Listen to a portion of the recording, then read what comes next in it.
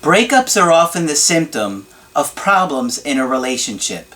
My workbook series, The Knowledge, is focused on helping you change your life in 4 key areas: retaining the information that I teach, personal growth, improving your relationships, and of course, re-attracting your ex. Available now at AskCraig.net.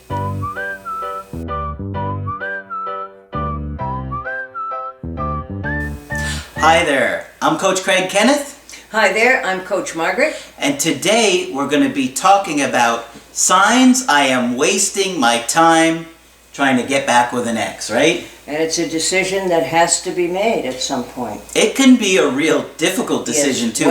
When do you give up? Yeah. When your emotions are overwhelming you and you are overwhelmed by anxiety and just missing this person so much, it can be really hard to think clearly and make decisions that are best for your interest and your life. Right. Right? Because sometimes we want them so bad that it doesn't matter how poorly they treated us, we just want them back to make the anxiety go away. the anxiety go away. And even if so-and-so was mean or not there for you, just having them back will fix the anxiety. And that's a short-term fix. Absolutely. Yeah. So today we're going to look at some of the signs that you are wasting your time. We got a nice little email that said, "Hi Coach Craig and Margaret, I love your channel. You guys are light years ahead of any relationship coaches out there." What a wonderful person this must be. I know, but light years? Aren't Light we years. beyond light years? I thought so. Yeah. I just started the workbooks and love them and can't wait to Skype with you soon.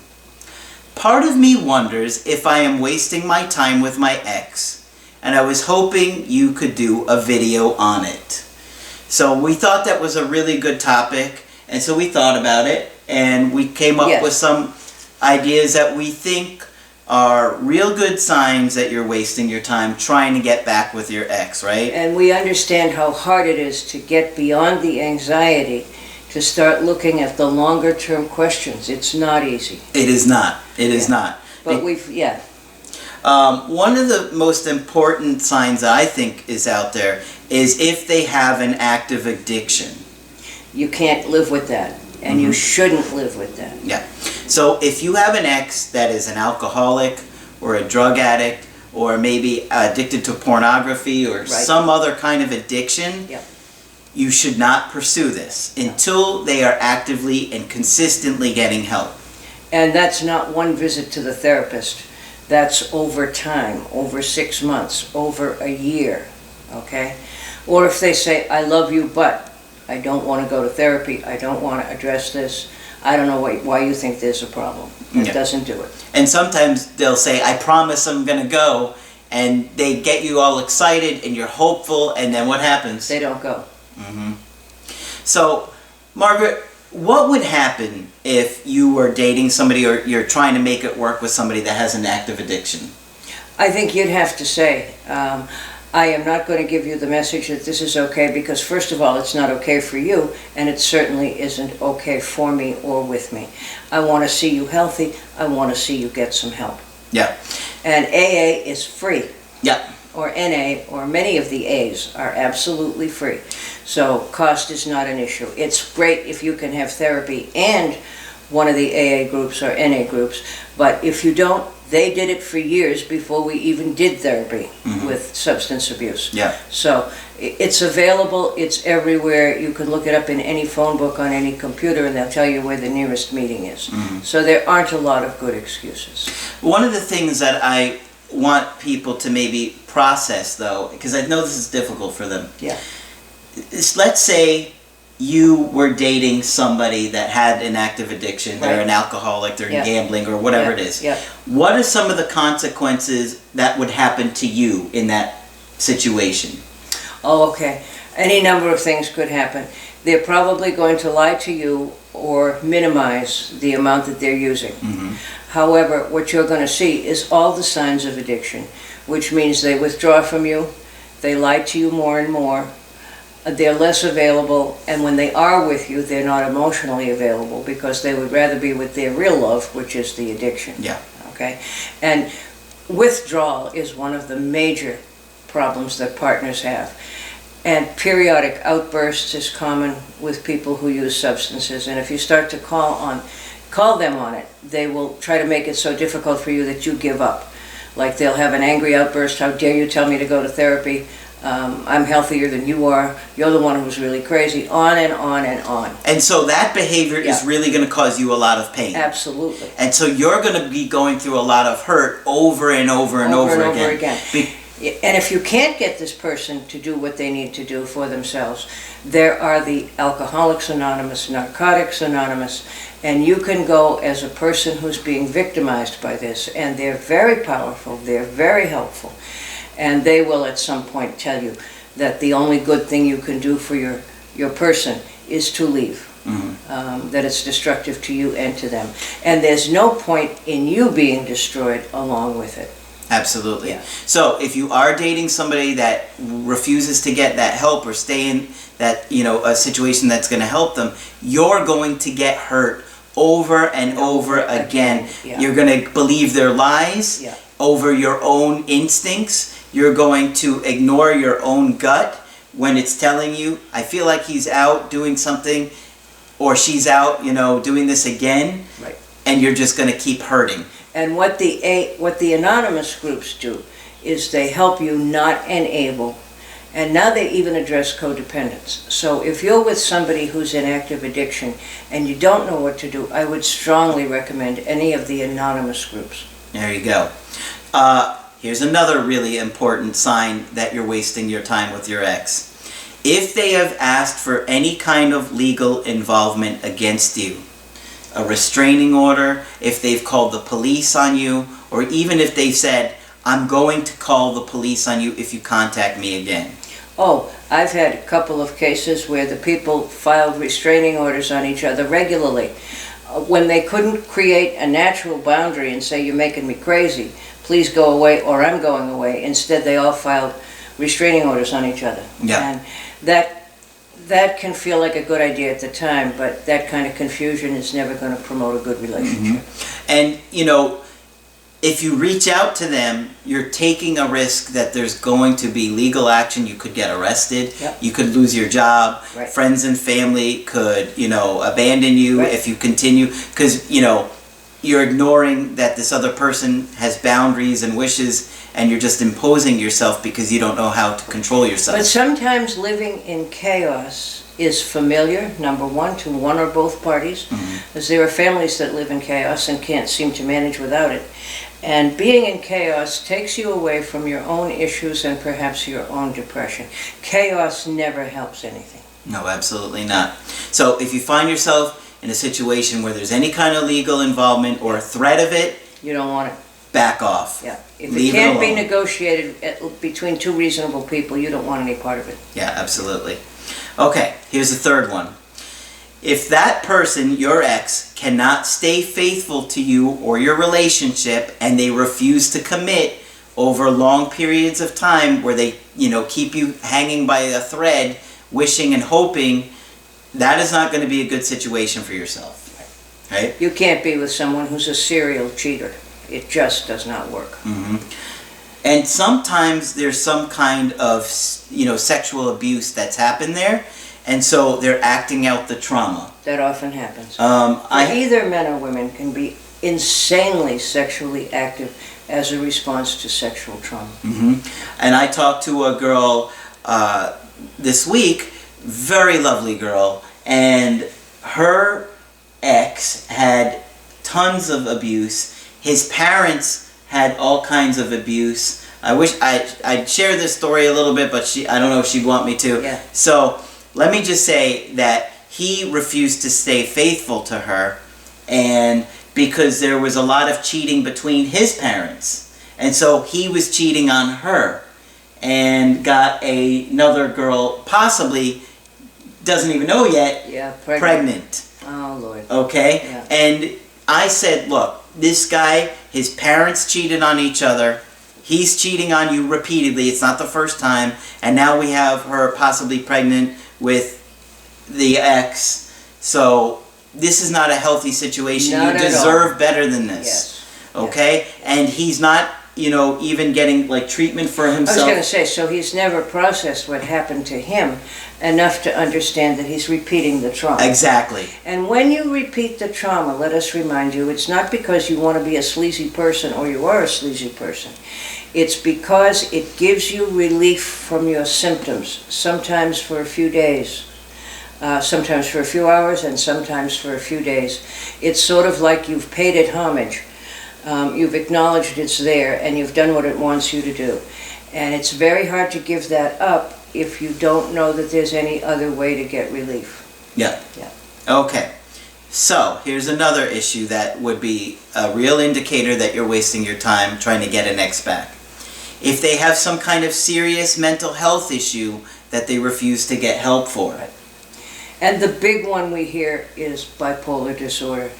And people who don't take it all that seriously or say, I want to deal with it, but I don't want to take the medication. You can't do that with bipolar. And oftentimes you have to frequently visit your psychiatrist, at least in the beginning, while they get the right combination of medication for you. Mm-hmm. And we hear over and over again, my boyfriend might be a little bit bipolar. I think he was bipolar once. I heard slightly borderline. Slightly borderline, yeah. Is there such thing as slightly borderline? No, in mental health there aren't too many slightlys. To get a diagnosis you have to make some noise. It's certainly not a borderline. Right, yeah. Right? Beware of that. Okay. So if you have an ex that is, got some kind of mental health issue, major trauma or personality disorder, and they're not going to get treatment for it, and they just keep, putting it off or acting like it's not a problem, you gotta look out for yourself and move on without that. It's just and you want unhealthy. them to get treatment, and there are a few things that cannot be treated, but it takes a lot of commitment and a lot of work. Okay. I would never turn anybody down over a mental illness, but the key is they have to be ready to deal. So now we've got some possible signs, okay? Those were all major signs. Yeah, major signs. Another one I think is a possible sign is if your ex isn't acting like an adult. And that's huge. Mm-hmm. That's huge. I have said to several people in the last few weeks, so-and-so sounds more like an adolescent than an adult. And I get a very quick, you're right, I hadn't thought of it that way. Yeah. Does this person make healthy decisions for themselves, or do their parents make their decisions for them? And you really have to look at that, because there are grown-ups who still, if they have a major decision to make, find it hard to do something their parents wouldn't like and have a terrible time making a decision.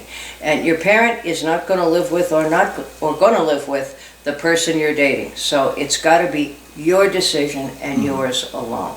Okay. Now, it's great to share with your parents and be close to them, but there has to be a boundary between you and your partner.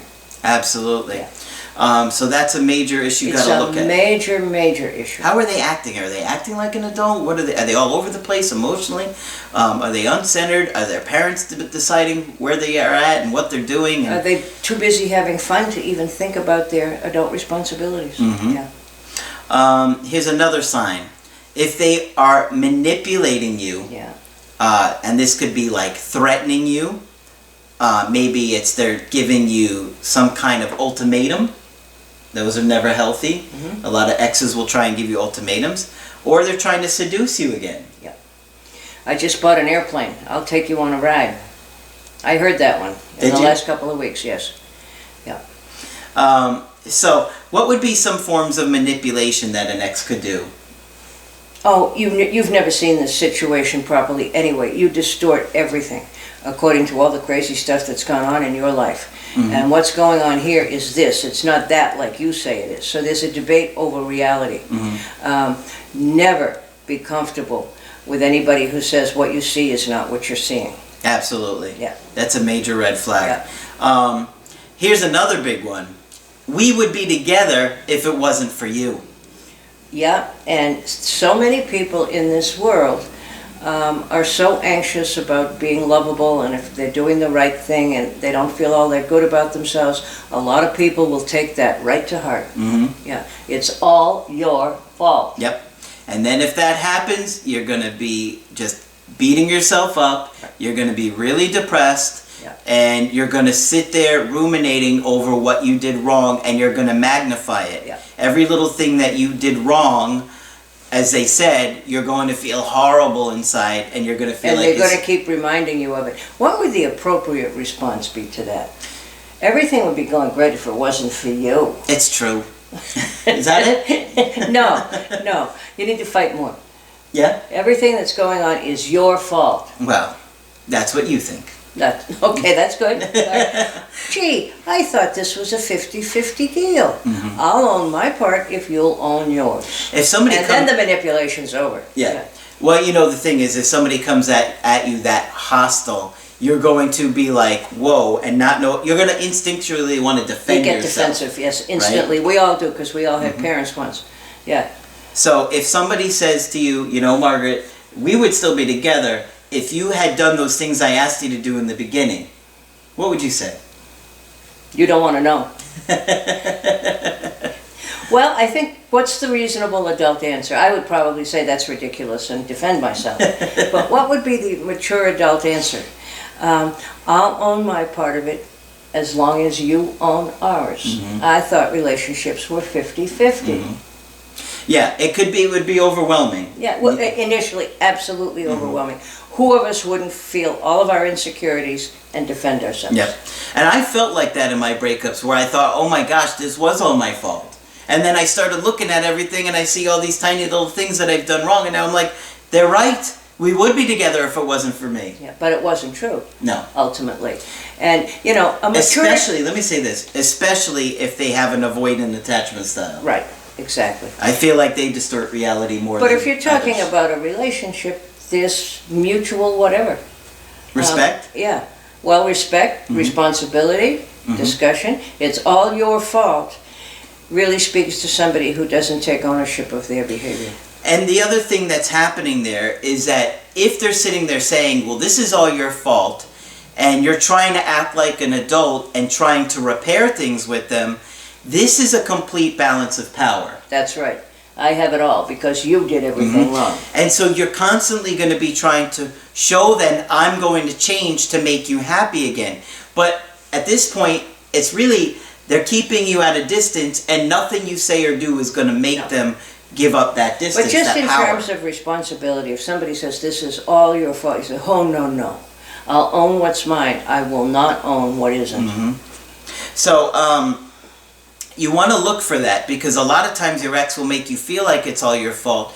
And then what do? You get stuck in this mode of, well, what can I do to fix this? It, yeah. And they don't really want you to fix it at that point, Right. because they just want to keep you at a distance, and they want to keep you sitting. See, if I'm saying it's all your fault, and then you're defending yourself, now I'm no longer being held accountable. Right, that's what I'm we're saying. not even discussing what I did here, because you're so focused on you that you can't even think about, well, you know, there were a lot of things in our relationship that you could have worked on too. Yeah. But they have all the power and control, and so now you're just trying to appease them and please them and make them happy. Please love me. But anybody who says it's all your fault takes no responsibility whatsoever. Then why are you still here? Yeah.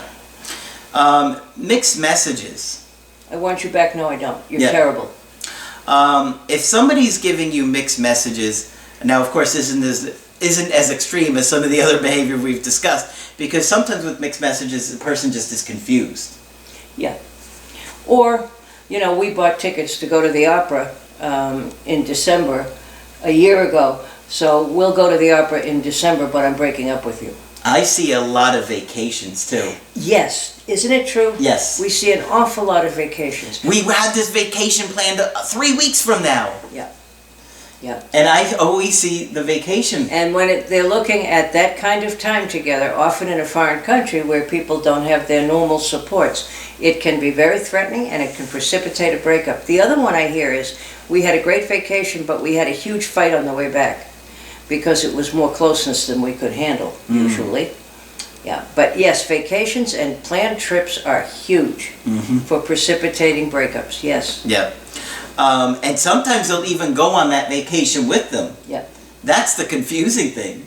Yeah, I just broke up with you, but we're going on vacation. Tra-la-la, let's have lunch. A lot of times it doesn't happen, but sometimes it does. It does. And sometimes you wind up even hooking up with the ex. Sometimes it doesn't. It just depends upon the situation there.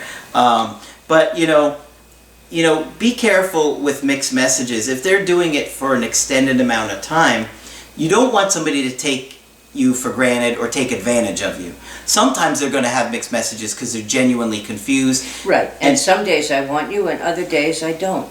But if it gets to the point where it's drawn out for a long period of time and you're seeing a lot of these unhealthy behaviors that we listed before, then you got to kind of like say, all right, this situation isn't really And healthy. here's the other thing on a really practical level. This is exhausting. If you're trying to deal with somebody who's trying to provoke you or manipulate you, and you find yourself exhausted being with this person, end it. Yeah. Any kind of real relationship gives you energy. It doesn't take it from you. Yeah. All right, so I think these were really helpful. I think so. So if you guys liked the video, make sure you put a like on there. You got a good list of reasons to look at or signs to explore that you might be wasting your time in the situation. Yeah. Of course, if you want to get our help personally, you just go to my website, askcraig.net, sign up for the coaching option that works best for you. I do email coaching, I do Skype coaching. If you got to get with me right away, I do offer emergency Skype coaching. Margaret is also available for Skype coaching. Please feel free to contact me. I would love to talk with you. Make sure you subscribe to the channel. That's it for this video. I'm Coach Craig Kenneth. I'm Coach Margaret. And we will talk with you soon. I'm Craig Kenneth, a relationship coach and a psychotherapist. Every relationship is different, and every breakup is different. Work with me, and you'll get professional help on your situation. Just click on the link in the description below, or go to my website, askcraig.net.